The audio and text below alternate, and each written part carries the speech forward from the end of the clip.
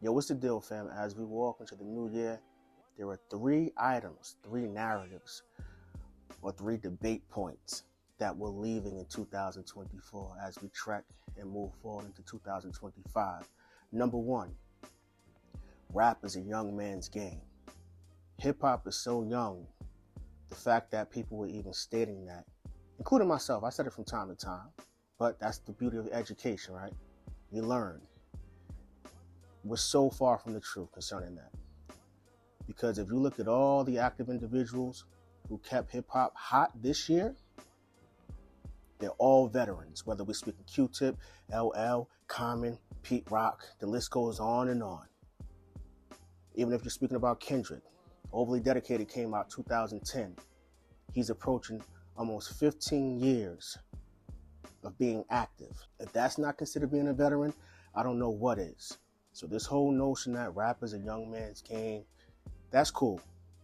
It sounds good in theory, but it's the OGs who have kept things moving forward, and we can't even debate that at this point. So we're going to leave that lame narrative here in 2024. If you don't believe what I'm stating, one of the most anticipated albums from 2025 or in 2025 happens to be Nas and Primo. 50 plus years old, both of them, been active for well over 3 decades. They're veterans. The veterans are keeping the lights on. So let's take that narrative, put it in a storage container, in a box, store it in your basement or your attic, and we're never talking about that again. Number 2, using record sales in a debate to decide who's a greater artist. If we have not learned anything from 2024, with this whole streaming and the bots and lawsuits, that record sales are tampered with. They have always been tampered with. And most importantly, that is not a point that a fan should be making, because an artist's record sales does not feed you or your family. The music is for you. That's what the music is for. You. Not record sales debates.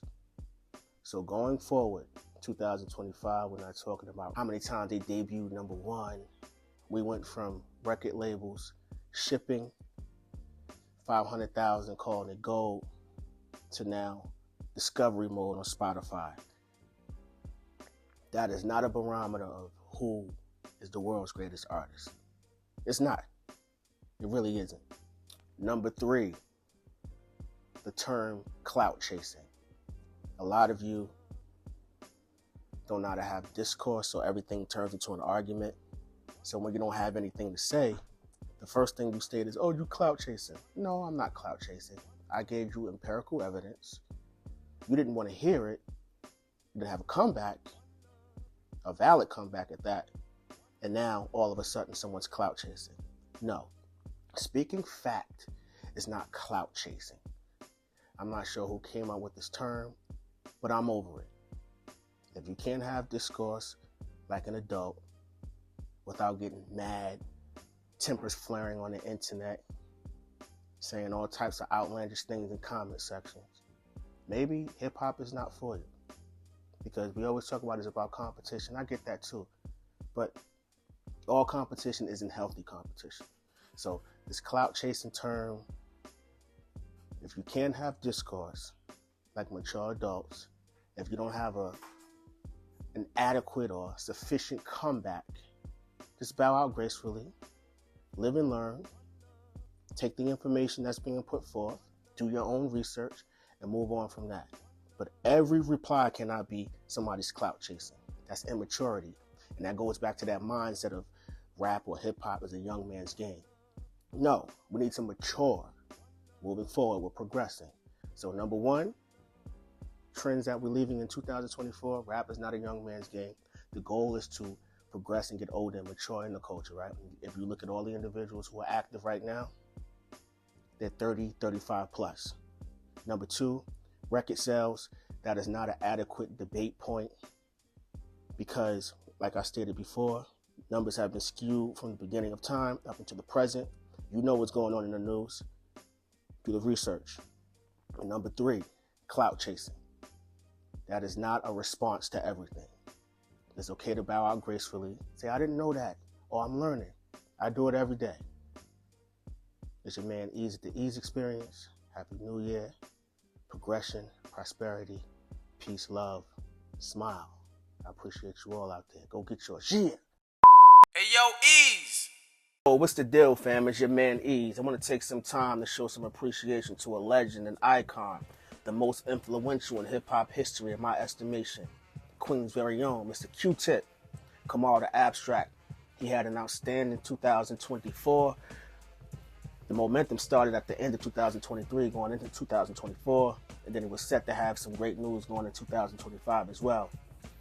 Some things made headlines, other things went under the radar, but nonetheless, Q-Tip had an outstanding year. First off, we'll start with the release of the Force album, LL Cool J's album produced by Q-Tip, released in September of this year. Hands down, in my estimation, the best album LL has put out in 2 decades. Q-Tip just being Q-Tip, different sounds, different textures on records. He just did what he does best. Another thing we're all aware of, or you should be if you're part of the hip-hop community, A Tribe Called Quest was inducted into the Rock and Roll. Shout out to Phife Dawg, rest in peace. Jarobi and Ali Shaheed Muhammad make up the collective of the Tribe Called Quest, legends in their own right, inducted into the Rock and Roll Hall of Fame, October 19, 2024. But here's some other things that most people wouldn't really speak about because it didn't make headlines, but nonetheless, it's something he'd added to his resume, already illustrious resume. He was given an honorary doctorate from Berklee School of Music, which is the largest independent college of contemporary music in the world. Berklee School of Music. You can look up just the alumni that went there. Tons of musical legends. And he was awarded an honorary doctorate. And also, he was named as a part of the creative team as a music producer for the upcoming play, Ali, Muhammad Ali musical, which was slated to be released or go into motion early 2025. There's been some delays, but it's still great news because he put the work in. Creative director, we're talking Broadway, we're talking Rock and Roll Hall of Fame, we're talking working with a legend and icon like LL Cool J, a Queens native. He had an outstanding year and an honorary doctorate from Berklee School of Music. That's nothing to us to disregard or ignore. I know people give out honorary doctorates every single day, and it kind of seems like it's lost its source in some degree, but that's a big deal. So shout out to Q-Tip. 2024 was an outstanding year. I'm looking forward to the legends continuing to work and us as fans supporting them as well, man, or even acknowledging what they do. You know, sometimes it takes research to find out what's happening, but I thought it was important that I share that news. Like, he's been busy. He's been busy outside of what we typically seek, which is albums and projects and production. He's also using his talents in many different other areas, and it's being acknowledged and noticed from the powers that be, whether it be the Hall of Fame or, you know, prestigious institutions when it comes to music. So shout out to Q-Tip, shout out to you. Tell me your favorite Q-Tip instrumental, excluding no artist, no album. Let me know below. It's your man Eeze, the Eeze Experience. Go get yours. Yeah. Yo, what's the deal, fam? I want to take this time to acknowledge the outstanding year that Pete Rock had in 2024. We all know his previous accomplishments. First ballot Hall of Famer. We understand that. In the past, a lot of people would get on him about some of his antics, being a gatekeeper in some estimation when it came to the youngsters, or just always had his hands or himself in headlines that took away the attention from his greatness. But this year, you got to commend the man when he's doing great things. What he was able to do with Common, linking up, releasing the Auditorium Volume 1, which happens to be my album of the year in hip-hop. This is not what this video is about, so we don't got to get into that discussion or debate, but I feel as though that's the album of the year. And the rollout that they had, like, it was very clean, kept the audience engaged, from music videos to live performances to interviews, radio shows, late night television, midday television shows. Common used all his resources, it appears, and he took Pete Rock along for the ride, who's well deserving of it. He's deserved these type of accolades. And Pete Rock, all I can do is commend everything he's done this year. It was a beautiful thing, man. Those two coming together as a collective and taking their talents and going in the studio and giving us great music. I'm forever grateful for that. Got the Grammy nominations, which would probably take his career to the next level. Yeah, I don't think he's ever been nominated for a Grammy. This year they got a Rap Album of the Year nomination, as well as I think Best Rap Performance. So he has had a great year, and I just wanted to shed some light on that because we're quick to speak about the negative things that people may bring forth, but it's very few people out here who speak about the progressions or the step forward that individuals make. And Pete Rock this year, he deserves a standing ovation.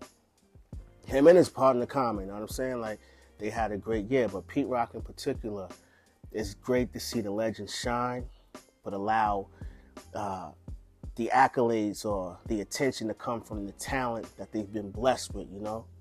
Beats, sampling, DJing. And he did his thing this year. And I can't forget about the shows. I was able to go to the Blue Note and peep their live show. That was something to witness as well. So salute to Pete Rock and Common. Great year 2024. It's a beautiful thing to see the legends age gracefully in the culture that they put so much time in. So let me know what you think in the comment section. Did Pete Rock have a great year this year? And what was your favorite beat off of the Auditorium Volume 1? It's your man Eeze at the Eeze Experience. Go get yours. Yeah. Hey, yo, Eeze. The 2024 Eeze Excellence Award for Album of the Year goes to Common and Pete Rock, The Auditorium Volume 1. My public persona's the enemy of drama. I don't know no hustlers greater than my mama. Keep principles like Kwanzaa. Hey, yo, Eeze. Welcome back to the Eeze Excellence Awards. The 2024 fourth quarter Honor Society recipient is Sky Zoo. Keep me company. Million Man March, 95, my pops drove a Jeep to DC. Tried to join a ride, he told me nah, but said if need be, if shit should transpire and my time shall lie beneath me, then you here to survive and take the drive if this should repeat. Hey, yo, Eeze. The 2024 Eeze Excellence Award for Sleeper Album of the Year goes to Master Ace and Marco Polo, Richmond Hill. This is a magnificent testament to different shit. Death in the air, raise your hands if you're sick of it. Hey, yo, Eeze. The 2024 Eeze Excellence Award for Best Engineer/Mix Album goes to Schoolboy Q, Blue Lips. If you couldn't do the work, why sign? Want the money or you want to inspire? Cause the same old crime get tired.